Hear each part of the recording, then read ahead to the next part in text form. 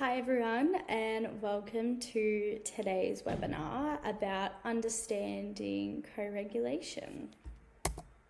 So in today's webinar, the topics we'll be covering and what we'll be learning today is what is regulation, what is dysregulation, what is co-regulation, what the role of sensory processing plays in regulation, and then we'll be touching on self-care as well. Now, what is regulation?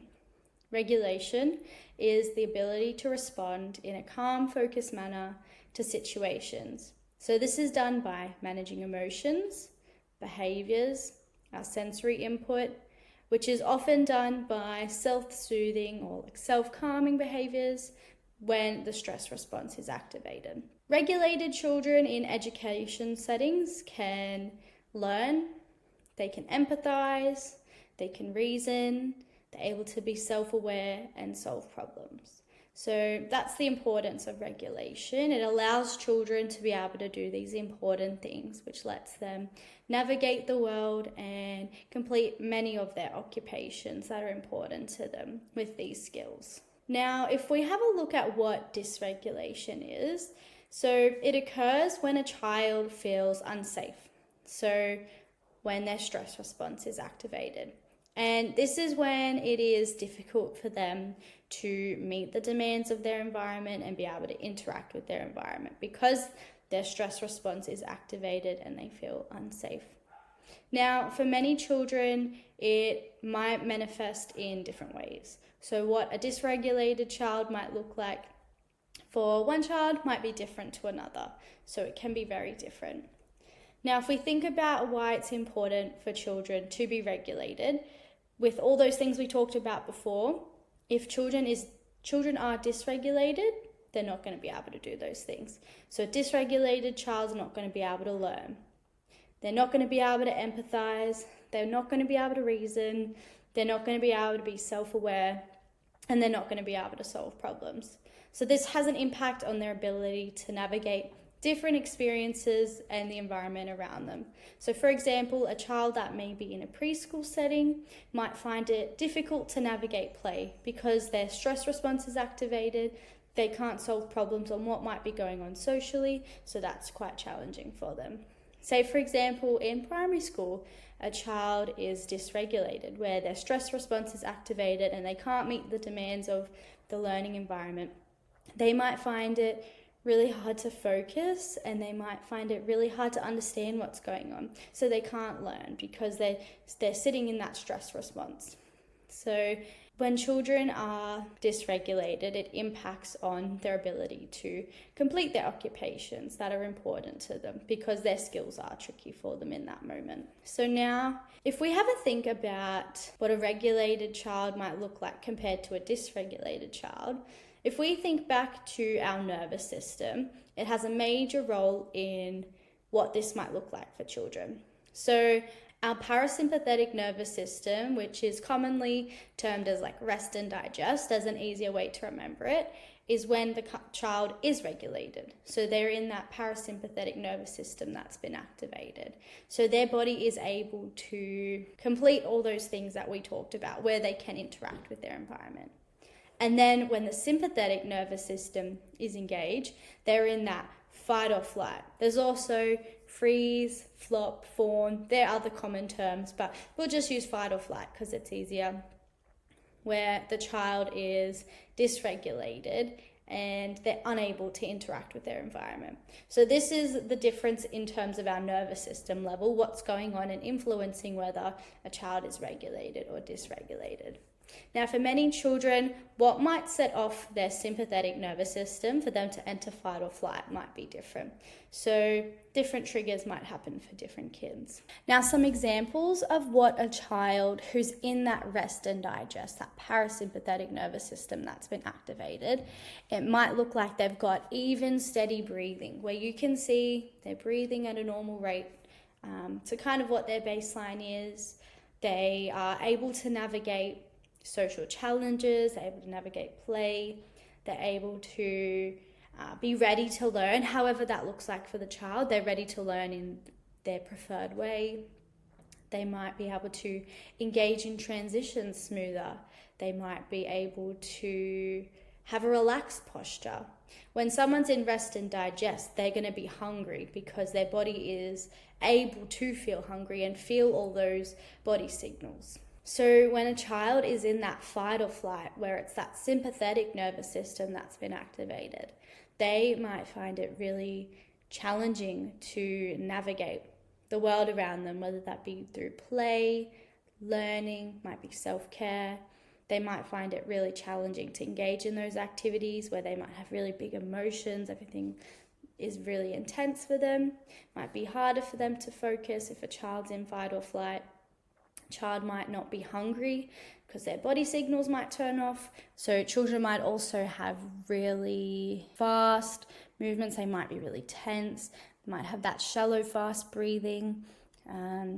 So lots of different responses when a child's in fight or flight. So it's actually really interesting to note as well, when a child's fight or flight response is activated, they are going to have their digestion stop. So they're not going to be hungry and they might crave different foods. And this leads to a cycle where their body signals are going to be altered and they might have difficulty interpreting what their body signals are. And so this can affect things like their hunger, things like toileting. So when a child's in that fight or flight, when they're dysregulated, it really impacts all their occupations, everything they do every day. So it's quite significant impact on children. So now we're going to talk about what co-regulation is. So we've talked about what a regulated child looks like and the benefits it has on a child's occupations compared to a dysregulated child, and the vast impacts it has on a child's everyday activities and their engagement across a variety of activities. So when a child is dysregulated, they need co-regulation. That is what they need in the moment to feel safe and to feel heard. So co-regulation, the crux of it is a relationship that fosters a safe connection. If you can take away anything about what co-regulation is, it's a relationship and safe connection. So the process of co-regulation is where a nurturing adult and a child are sharing that sense of safety. So the adults modeling the calm state that they're in, bringing their responsive interactions to help the child to learn to manage their distressing emotions. So this is going to teach the child to regulate their feelings, their thoughts and behavior as they are experiencing that big emotion.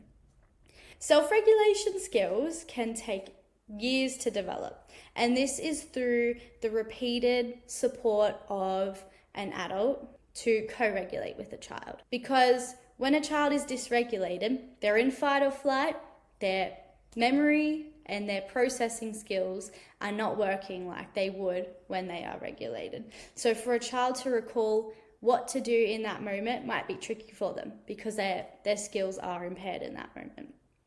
And so even as their skills grow, that need for co-regulation is present throughout a person's life. It can also be helpful to think about, if we're an adult, how do we co-regulate throughout the day? So I know if I've had a stressful day, I will either call up my mum or a friend and I will talk about what's been stressful for me. So I'm co-regulating, they're sharing their calm with me to help calm me down. Or sometimes I'll come home and I just need a hug. And a hug is my way of co-regulating. So even as adults, we need co-regulation.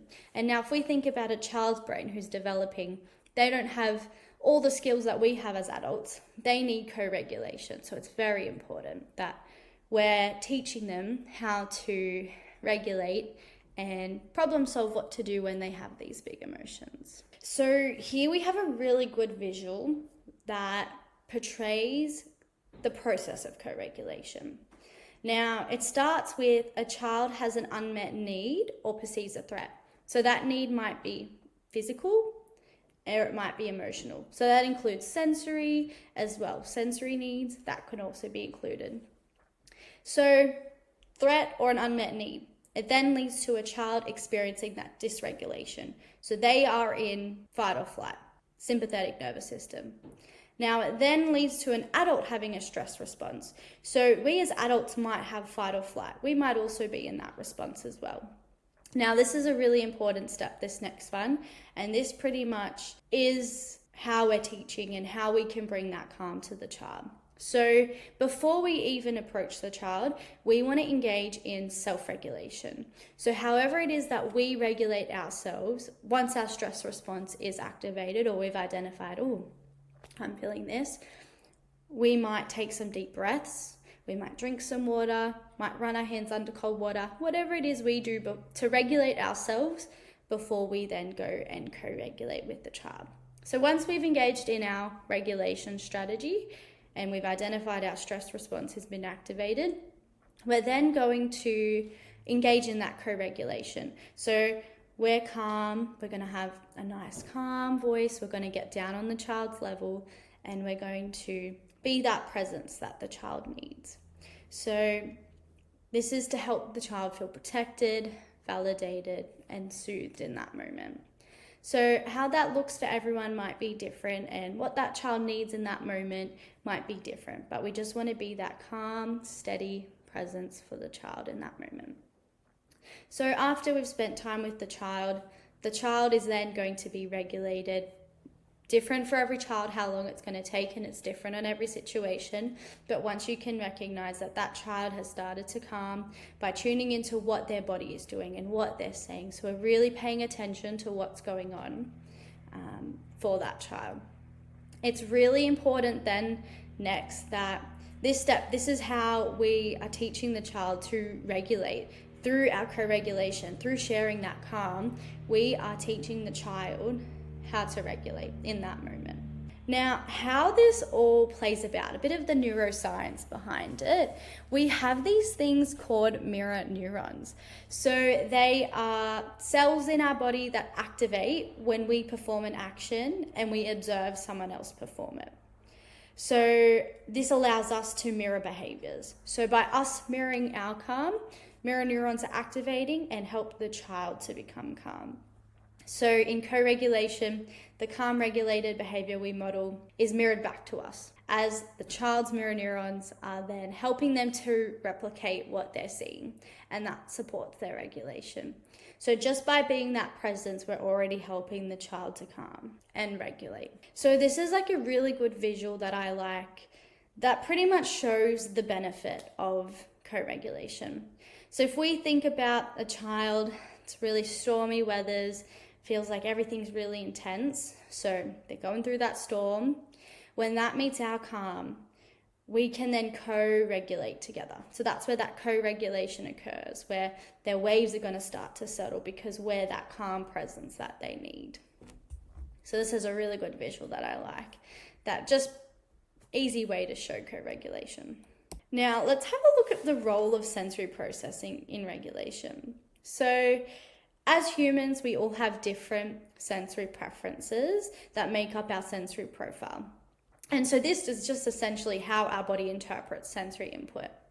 Now, dysregulation occurs when sensory input doesn't align with the child's neurological threshold. So to different types of sensory input, it might be sound, it might be taste, it might be touch, it might be movement, which is proprioceptive and vestibular, it might be interoception. All those different types of sensory input, we have different thresholds for. So for example, children with a high threshold, which means they have a big cup, so they need lots of that input in their cup to feel regulated, to have their need met. When the sensory input is too low, or their cup is too low, children might become restless or distracted, which seeks more, where they're seeking more input to feel regulated. Now, if we look at the flip side, a low threshold, this is a small cup. Now, when sensory input is too high, so cup is overflowing because they've only got a little cup, a low threshold for that input, this can trigger a flight or flight response, which can lead to that dysregulation. Because they're getting too much of what they can't handle, they're in that fight or flight response.